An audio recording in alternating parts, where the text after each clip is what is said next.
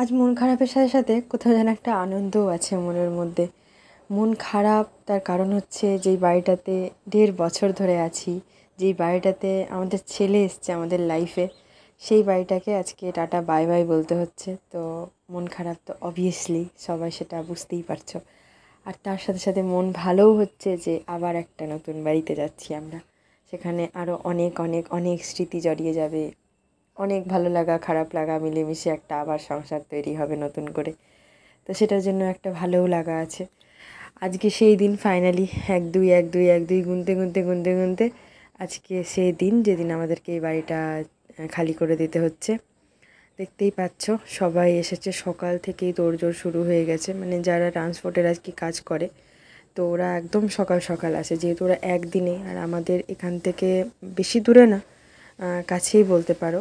আমাদের এই ফ্ল্যাটটা থেকে ওই যেই ফ্ল্যাটটাতে আমরা শিফট হচ্ছি আর কি, তো একদিনেই সব মালপত্র ওরা আর কি টার্গেট রেখেছে সব মানে নিয়ে চলে যাবে। তো ওই জন্য ওরা অনেক সকাল সকাল এসছে যাতে আজকেই পুরো কমপ্লিট করে দিতে পারে। আর একটা বাড়িতে যে কত কিছু থাকে মানে কি বলবো। আর আর ওই সমস্ত কিছু নিয়ে আরেকটা নতুন জায়গাতে শিফট হওয়া, গোছানো, তার সাথে তুমি একটা ছোট্ট বেবি ক্যারি করছো, ভীষণ টাফ ব্যাপার। আর ঠিক এই টাইমটাতেই আমার কাছে না আমার বোন ছিল না মা ছিল। আর এমন একটা টাইম ছিল তখন কালী পুজোর টাইম, ওরা আসতেও পারেনি বাড়ি থেকে।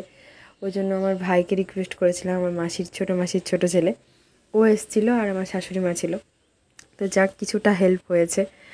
আর মানে সব কিছু আস্তে আস্তে খালি হচ্ছে না তো, কেমন ছ্যাঁত করে উঠছে আর কি বুকের ভিতরটা।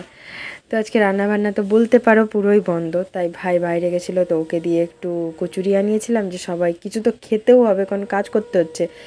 ওরা কাজ করছে কিন্তু আমাদেরকে পুরো দেখিয়ে দিতে হচ্ছে। তবে কাপড় জামা এগুলো তো আর সবাইকে দিয়ে প্যাক করা যায় না, কোথায় কী খুঁটিনাটি ছোটো ছোটো আছে, কোনটা পেটিতে কোনটা যাচ্ছে, ওখানে গিয়ে আবার সব পেটিগুলোকে খালি করতে হবে।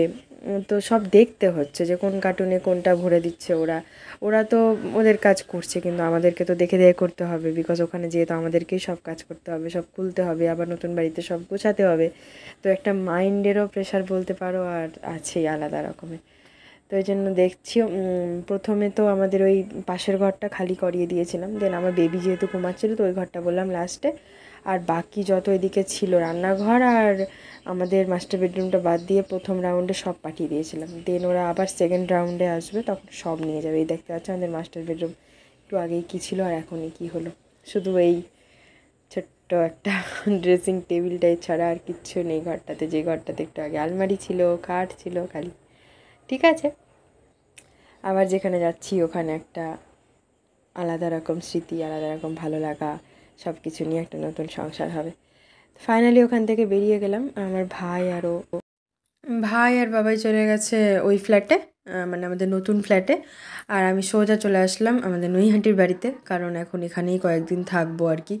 তারপরে সব গোছগাছ করে দেন নতুন বাড়ির গৃহপ্রবেশ, সেই ভ্লগগুলো তোমরা খুব তাড়াতাড়ি দেখতে পাবে আই হোপ।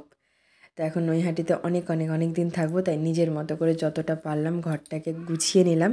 আর এমনিও শাশুড়ি মা সব গুছিয়েই রাখে, এখন আমার জিনিসপত্র এনে সব গুছিয়ে নিলাম। তো চলো বাই বাই।